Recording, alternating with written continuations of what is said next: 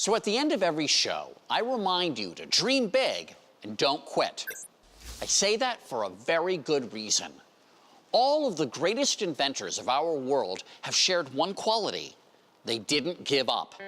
When lots of people would have just thrown their hands in the air and walked away, these men and women kept fighting for their vision, their ideas.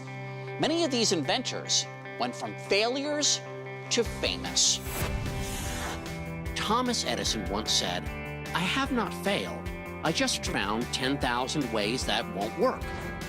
Matt Anderson is curator of transportation at the Henry Ford Museum, and we talked about how many notable innovators failed their way forward. Is there a perspective on failure that the great innovators share? I think there is. There's this understanding that failure is just a part of the innovation process. And we see it in people like Thomas Edison, who always said his work was 1% inspiration, 99% perspiration, that, failure was just a part of all that work. We saw it in the Wright brothers. They had all kinds of trouble with their 1901 glider, and they went back and found out that the calculations they were using to develop lift on the plane were incorrect. So they just buckled down and tried again and found success in 1903. We see it in people like Igor Sikorsky with the helicopter. He wanted to build a helicopter as early as about 1910, but he realized that the technology just wasn't mature enough to make it happen, so he was patient enough to wait until the 1930s. What we can see is that failure can open our eyes to new ways of doing things. Take Henry Ford. Did you know that he didn't succeed right away in the automotive industry? So he decides, I'm going to start a car company.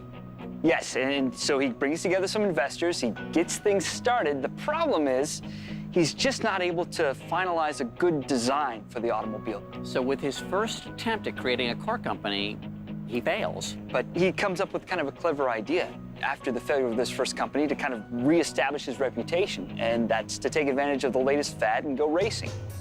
So as the underdog in 1901, Henry Ford made this car, known as Sweepstakes, to race one-on-one against a man named Alexander Winton, who at the time was a well-known race car driver. Winton, he's pretty famous as a racer, so he's got nothing to lose. Ford has everything to gain. And yet, I have not driven a Winton lately. This is a good point, yes. And that maybe gives you a preview of how that race went that day. When Henry Ford won the race, he won back the confidence of investors, too. And his second automobile company was launched, the Henry Ford Company. But it didn't go well the second time either. In fact, Henry Ford ended up parting ways with his own company. What happens this time? He spent more time trying to develop the next race car than he did trying to develop a practical commercial vehicle, and that didn't sit too well with his investors. He's learning from each failure, yes? He is, absolutely, and Ford had, I think, a really good attitude about failure. He thought of his experience as one of the greatest things in life because even mistakes had some value, and he could learn from the mistakes of his previous company and apply those to the next attempt.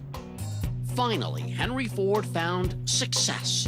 And in 1903, the Ford Motor Company that we know today was founded. So it's not about simply weathering or tolerating failure. It's almost about embracing it. It is, and understanding that failure is going to be a part of what you try to do, and instead of running away from it, you use that as a learning experience to move on and do better next time. Using this paradigm, you can proceed knowing that failure is not downfall. Failure, in fact, is fuel.